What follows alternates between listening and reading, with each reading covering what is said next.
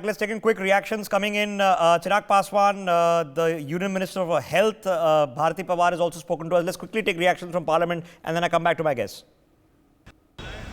हमारे साथ बातचीत करने के लिए केंद्रीय राज्य स्वास्थ्य मंत्री भारती पवार जी हैं।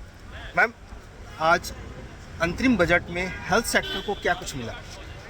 मैं धन्यवाद देती हूँ देश के यशस्वी प्रधानमंत्री नरेंद्र मोदी जी को, आज जिन्होंने अमृत भारत, अमृत काल, कर्तव्य काल, विकसित भारत सभी की दृष्टि से एक अच्छा अर्थ संकल्प दिया हुआ आदरणीय केंद्रीय मंत्री निर्मला सीतारमन जी को धन्यवाद देती हूँ, क्योंकि बहुत दिनों से ये मांग थी कि महिलाओं की खास करके माता और बच्चों की रक्षा को ध्यान में रखते हुए तो कैंसर का टीकाकरण, एक सर्वाइकल कैंसर का टीकाकरण के लिए काफ़ी दिनों से मांग हो रही थी।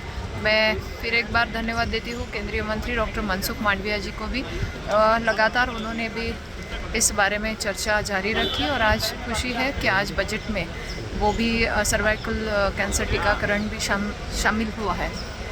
ये बहुत ही अच्छा कदम है to prevent that cervical cancer. उसके अलावा हमारी आशा बहनों को, हमारी आंगनवाड़ी सेविकाओं को आयुष्मान भारत में सम्मिलित करना हो। हमारा यूविन पोर्टल है जो इंद्रधनुष की टीकाकरण को बहुत अच्छे से आज डिजिटल टेक्नोलॉजी के साथ जुड़ा है।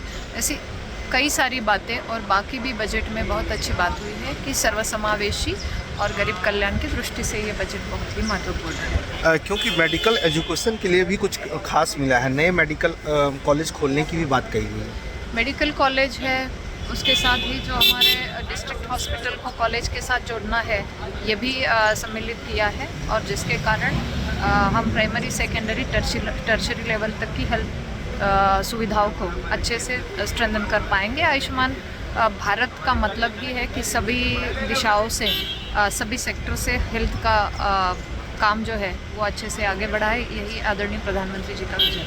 आपका thank you. Manohar Kesari, India News, Delhi. हमारे साथ बातचीत करने के लिए चिराग पासवान है। चिराग जी, आम बजट पेश हुआ है, क्या खास बात इसमें आपको लगी?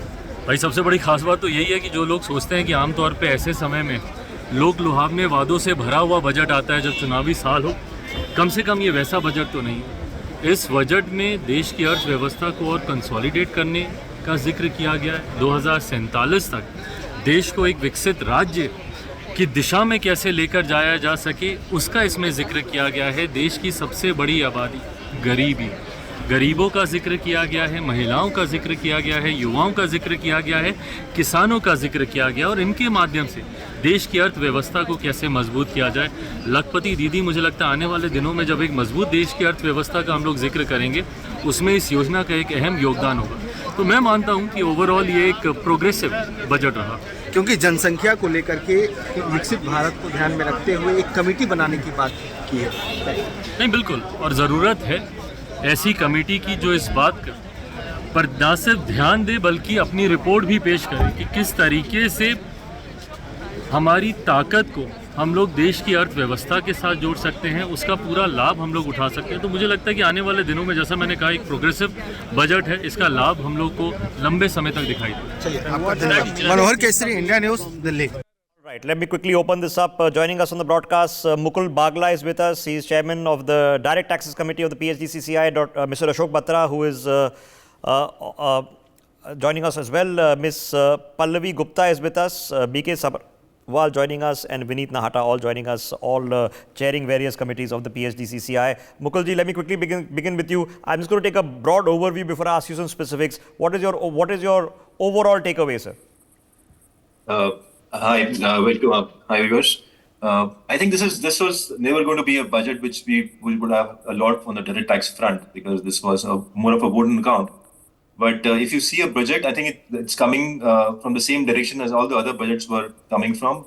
Progress in India, and I think the same path is being followed here forward. So I think not much was expected on the direct tax front again, but yes, a very progressive budget. The fiscal deficit, they're saying, is going to get reduced to 5.1%, and that's a happy situation to be in, obviously, because logically the fiscal deficit, which has been ballooning, of course, during COVID times, has been kept under control, which is an extremely happy thing to do. Now, ladies and gentlemen, of course, the devil is in the detail, okay, of how the accounting is done. And we can argue it veritably or euphemistically till the cows come home. And that part of the argument is going to happen. It should happen. That's how the process should be functioning. Before I come to you, the rest of you, let me quickly get a reaction in. Manish Tiwari is speaking to us. Let's get an opposition voice on what their first takeaway of the budget is. हमारे साथ कांग्रेस के वरिष्ठ नेता मनीष तिवारी हैं। मनीष जी, किस तरह से budget को आप देखते हैं, अंतिम बजट जो पेश किया गया? देखिए, इस बजट का सिर्फ एक मकसद है कि सरकार अगले 2-3 महीने चलती रहे। उसके अलावा जो आपके बहुत ही चिंता वाली बात है वो ये है कि फिस्कल डेफिसिट बढ़ता जा रहा है और 18 लाख करोड़ रुपया सरकार ने खर्चा किया है जिसका प्रावधान नहीं है। और ये एक बहुत ही चिंता वाली बात है। और आने वाले समय में जब इसके ऊपर बजट के ऊपर युवाओं, महिलाओं और कुछ नहीं है अपना, उन्होंने खुद ही कहा कि वोट ऑन अकाउंट है, तो वोट ऑन अकाउंट, बाकी तो भाषण है। जनसंख्या पर कमेटी बनाना, बाकी तो भाषण है। तो ये थे मनीष तिवारी, साफ तौर पर जिनका कहना है कि ये तो जो बजट है वो तो केवल भाषण है। Rakesh Kumar Singh, India news. Okay, all right. Let's quickly get in thoughts. Guests are still with us. Ms. Pallavi Gupta, your first thoughts on the budget, overall view. Then I'll get into some specifics, ma'am. So I agree with Mukulji. So I agree that it's a progressive budget. It's also a consistent budget. I think this government has at each time consistently been working the path of development, and there are no major policy decisions or announcement or changes. So it does signal a very stable economy, and an economy that is on the right trajectory for growth. So I think it's a good, sustainable, progressive budget which shows us good governance, and the GDP, which is governance, development, and progressive. I think that's the key takeaway for me. Okay, all right. Let me take that quick thought forward and get in a reaction to get a perspective. Pallavi ji, now on the specifics. Was it okay, fair enough, no change in taxation? So be it, okay? This is where a vote of account, don't make a major tax policy change. We had one last year. The finance minister has reiterated the taxation changes that have happened in the past 5 years. In terms of taxation, are we okay? Is that fair enough? Fair, par for the course? Yes, I think so. I mean, if you look at the numbers that were discussed yesterday, just in terms of increase in the number of tax returns that were filed, we are at 8.25 crore returns today. We are moved from a face-to-face regime to a faceless regime. And, we're looking to move to a faceless litigation regime as well. So, yeah, I think on the taxation front, both from a corporate, domestic, as well as GST perspective, I think we're pretty much on par for the course. Okay, we are on par for the course, fair enough, okay, that there is no taxation change. Let me ask the same question to Mr. Bagla before I get the others in. Mr. Bagla, fair enough, no tax changes, okay, we've had what we needed in small dosage, or will some people be slightly disappointed? Yeah, so I think I agree with Pallavi, but I still not agree with her totally. If we see last year's budget, there was a substantial decrease in the slab rates, and the slabs were extended. And in our study, we had mentioned that on a person receiving income of 15 lakhs in a year, the tax has reduced by about 37,500. So that's almost a 20% reduction as compared to earlier.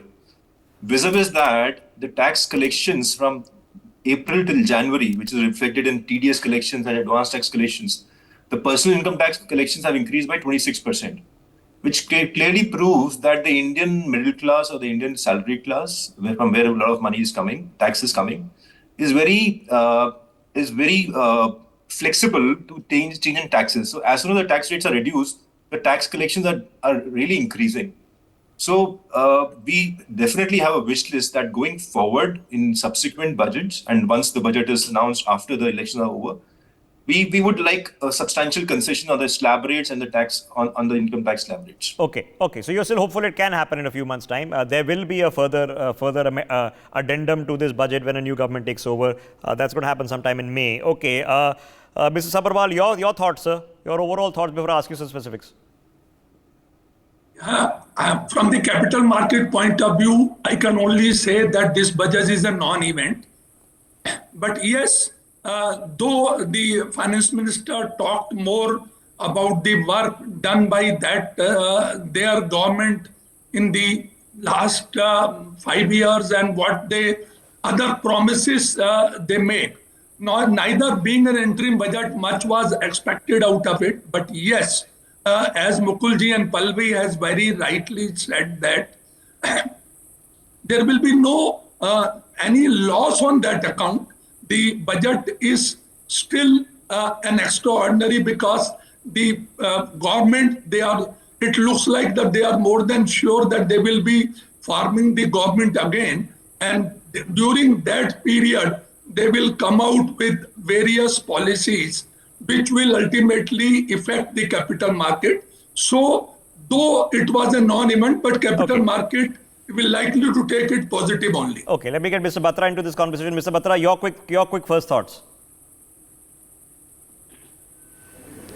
In fact, I'll appreciate the way it is being presented, and she herself has admitted that she is presenting vote on account.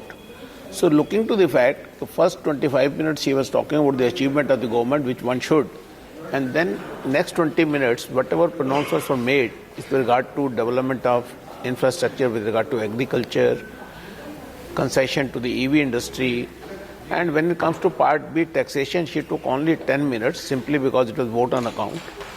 But the way they have given the direction to this budget, and I'm sure if the government returns and they will follow these directions, then certainly the direction given is quite good and I will say rather excellent. So the direction is very good. Let us wait for the full budget to come, wherein all these directions will be fulfilled by keeping the targets and making proper amendment in various laws. Okay, that's fair enough. Mr. Ashok Batra, but what is your dipstick test, sir? Is India doing fine? Because the finance minister is telling us inflation is under control, growth is fine, fiscal deficit is fine, forex reserves are fine, markets are fine. Are we doing okay, sir? Is it a boast to say that India's time has come? Absolutely. In my humble opinion,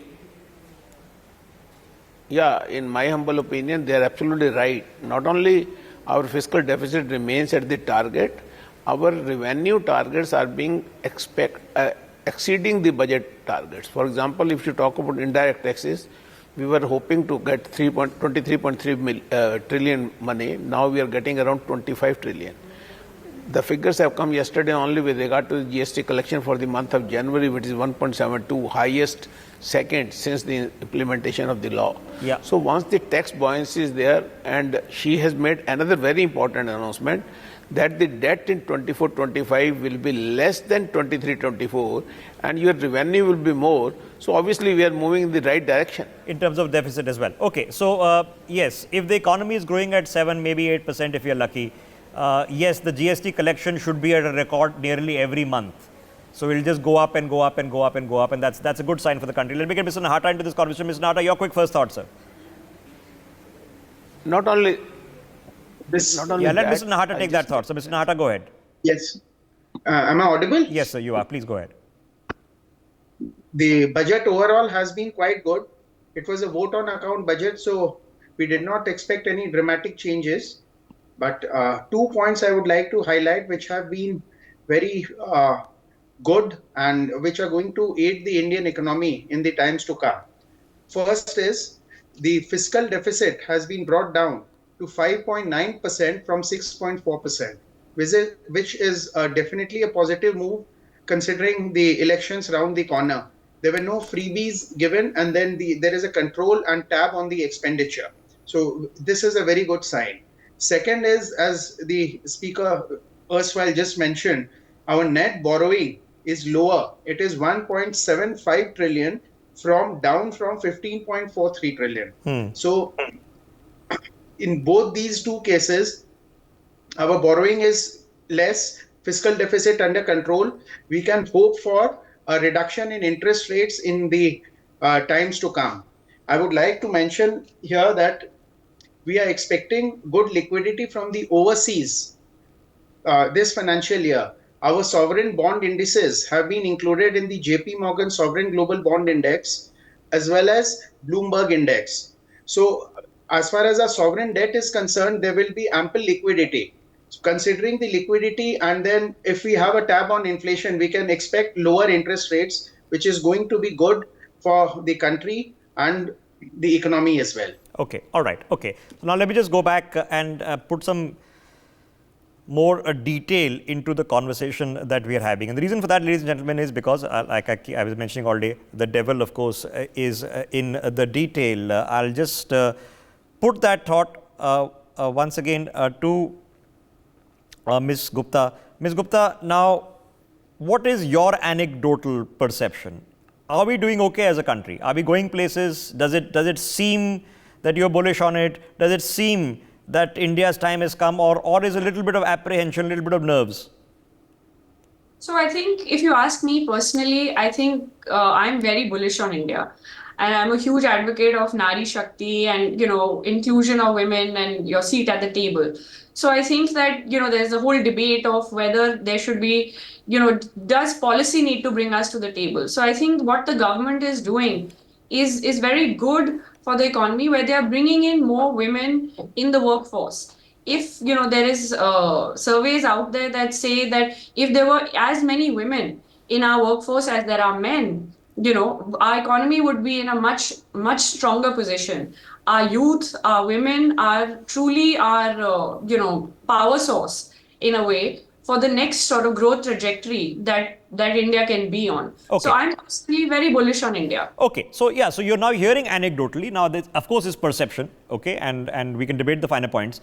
But what you're seeing in the tenor that is being established, not through today in the course of the past couple of hours, but through the tone that is being set, are we seeing structural change in approach, outlook, implementation, or not? It's an open question, okay?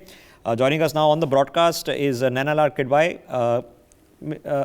Ms. Kidwai, thank you very much for taking out your time. Welcome to NewsX. So your thoughts, ma'am, on what has just happened. Not the most detailed exercise, but your perception of what has just taken place.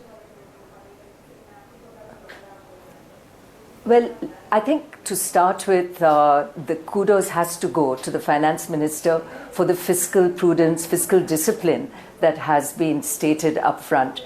A commitment of a fiscal deficit at 5.1, which is below the 5.3 which was originally committed, that too in an election year, was frankly a bit of a surprise. Increased capex, I must admit many of us feared that capex may have been frozen with a view to giving money into subsidies and more public type programs, but instead we see that the continued success in capex spending and an allocation that is 11.1% up is indeed what is promised. To my mind, this is really a very responsible budget, a very confident government that believes and understands that revenues and growth continue, and they have sufficient funds, therefore, to continue with the good programs, even while they step up capital expenditure and promise fiscal prudence. Okay. Have we moved ahead, ma'am, from the incremental logics? Are you seeing a momentum in people you're interacting with, in enterprises that you're involved with? Are they feeling a buzz? Or is the fact that when we say India's time has come or Viksit Bharat, is that a bit overblown?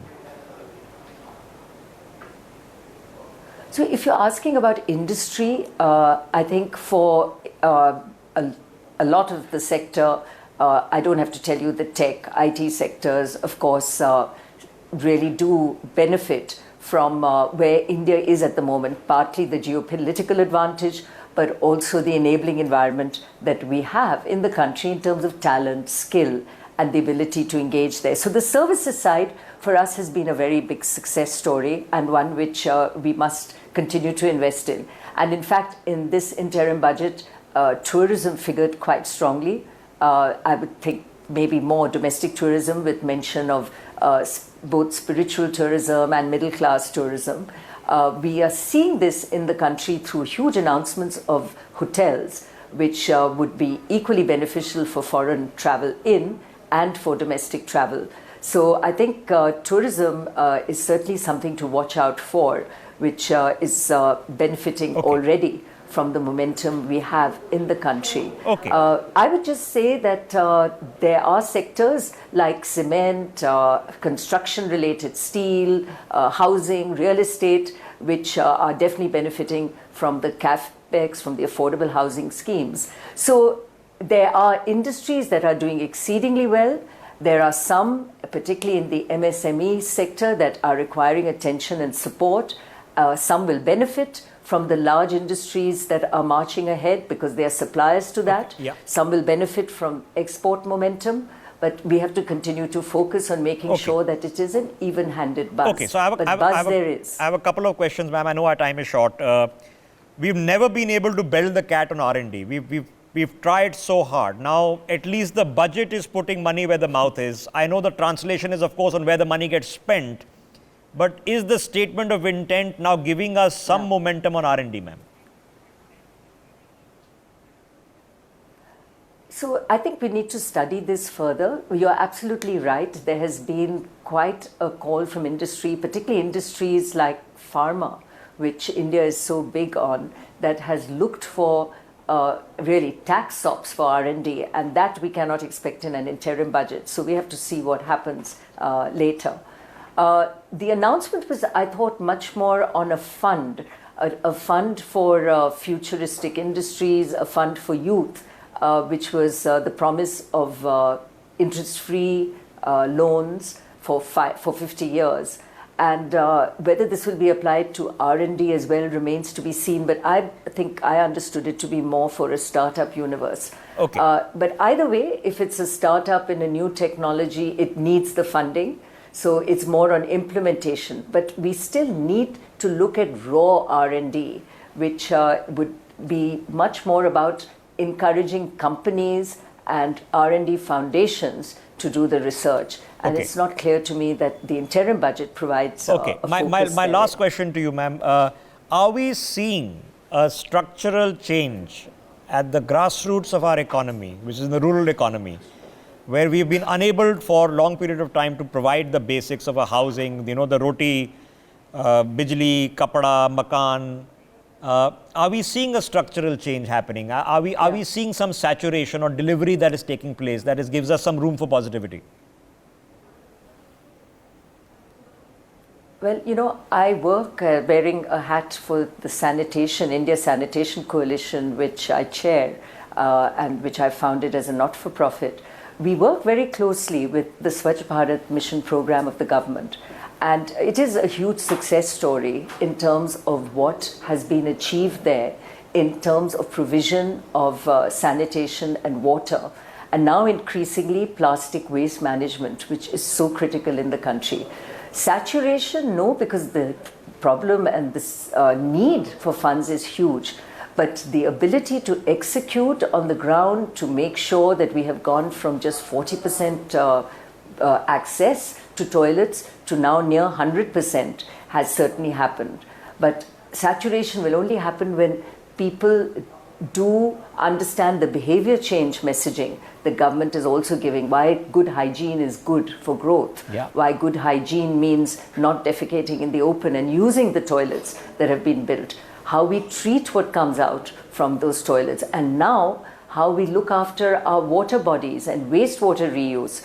This is all part of a program which in fact government has embarked on, and interestingly we are working with the ministry, and I give this as an example to you of how public-private partnerships are working. The government ministry comes forward and says there is enough funds out there at the state level and the Gram Panchayat. We want corporates to come forward and work with us at the Gram Panchayat level to make sure the funds are used and used to make the model villages that commit to water, sanitation, plastic waste management and wastewater reuse. And that is the implementation that is going to be very critical to see going forward. So funds are being provided, programs are visionary. All right. So, ma'am, so from what you're telling us and from real world experience, and our experience will be anecdotal, then there'll be statistical, you seem hopeful, you seem positive. It's something seems to be happening, which is a happy sign for a country. Appreciate your time, Nainal Arkit bhai, and for the service that you're doing. Please make a point, ma'am. Go ahead. Just want to add Add the self-help group movement too. The self-help group movement too is a huge success, mentioned in the interim budget. It is no mean feat to have 83 lakh self-help groups and 9 crore women beneficiaries under what is a microfinance movement in this country. I mean, microfinance, this is a huge we're getting right also. Hygiene, livelihood, skills, success to women. It's something we're doing well. There won't be 100% success rate, but even this scheme for Rediwalas, you're seeing now so many lakhs of them returning and taking loans again. It's a fascinating thing. Naina ji, thank you very much, ma'am, for joining us and for your time and shedding some light. So we've been now speaking for several hours to several people, okay, of all sorts of shades of opinion, and you are getting an indication that, there is a bit of positivity. Let me get Mr. Bagla on that thought. Mr. Mukul Bagla, your thoughts, your anecdotal feelings, sir. Is India in a good place? Is it our time has come, or should we be slightly tense and apprehensive? I think we're definitely in a very good place. We say our economy is growing at 6 to 7%. Our tax collections are increasing at 15 to 16% on direct tax front, and similarly on the indirect tax front also. So that clearly shows that, as we call the parallel economy in India, so that parallel economy is gradually shrinking, and the government has been very successfully been able to convert that parallel economy into the mainstream economy. And that is exactly the reason why our tax collections are increasing. More and more people are coming into the tax net voluntarily, and because of, I would say, realistic tax rates and simplified tax laws. So with all these happening, I would say that the government is bang on as far as the... So you're also positive. Now, I know the devil is in the detail, and there'll be 1,000 caveats to every thumbs up. Okay, that's fair enough. But the overall perception, the environment seems to be that we are doing well and we are going places. Okay, now who takes the credit for that is a separate question. Let me get Mrs. Sabharwal into this. Mrs. Sabharwal, obviously GST collections are every month they're hitting records. The Sensex is been doing really well. Forex reserves seem to be doing okay. Inflation seems to be under control. I know there's some debate about where interest rates should go. But what is the perception? Are we doing okay, or is it all a mirage? We are doing not only okay, we are doing excellent, and in the days to come also, the capital market will be doing far wonders only. So as far as it is not that it is a bubble, it is actually the capital markets are doing excellent, as in all sector. Actually, as far as manufacturing is concerned, infrastructure is concerned, there is development all around. And that is being reflected in the capital market. All right. Quickly, I've been told, and my apologies, Mrs. Ashish Agarwal has also been sitting with us. Mrs. Agarwal, if you can hear me, what your overall picture first is, sir, before I ask you about your perception about how we're doing. Mrs. Agarwal. So thank you very much. It's a very good budget budget within the budget because the government has a limitation on this interim budget.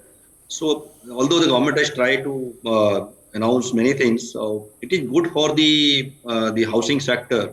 So if I see from the banking point of view, the housing finance companies or the banks will get the major advantage of this, basically, where the housing companies, housing finance companies, and it will generate a lot of employment.